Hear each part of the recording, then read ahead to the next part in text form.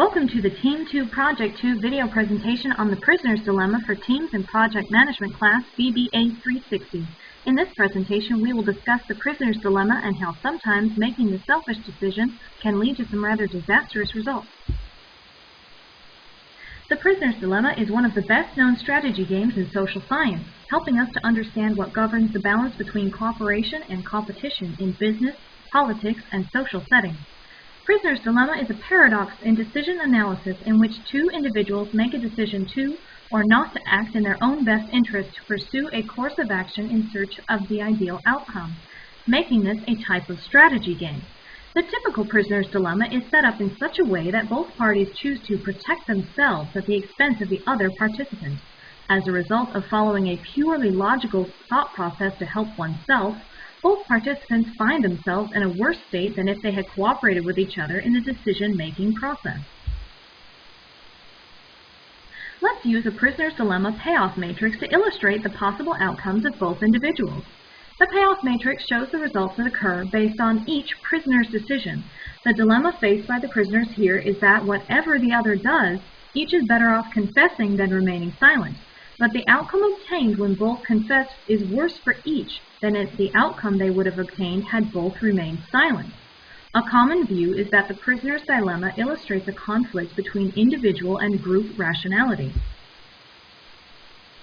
In business, prisoner's dilemmas may occur in the employer-employee relationship, business competition, vendor-customer relationship, business pricing, and dominance strategies. If we were to consider two firms, such as Coca-Cola and Pepsi, attempting to figure out pricing, we could in fact apply a strategy game to this situation.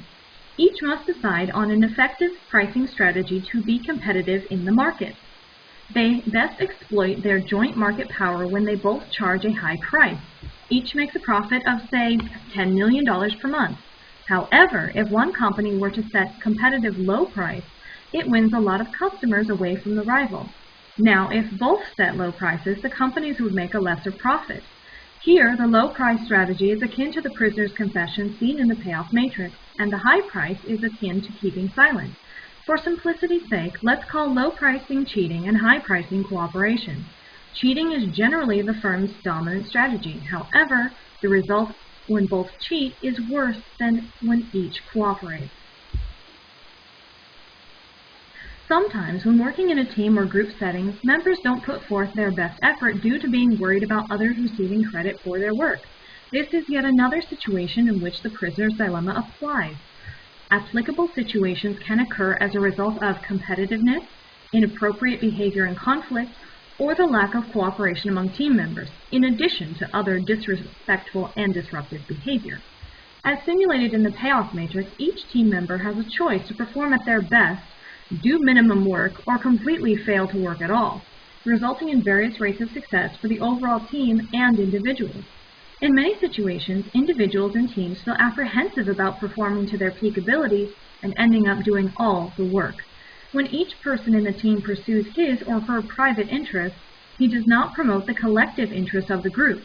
By contrast, acting in a selfless manner for the benefit of the team or your peers can often come full circle to benefit all those involved, including yourself. Peer grading is often not based on fairness or performance, but instead is based on self-interest.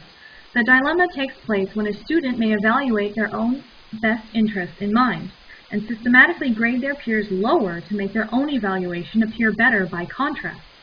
If peers believe they might be reviewed or graded harshly and perhaps even unjustly, this can lead to them reviewing or grading others harshly, assuming that they are protecting themselves if everyone receives a low score.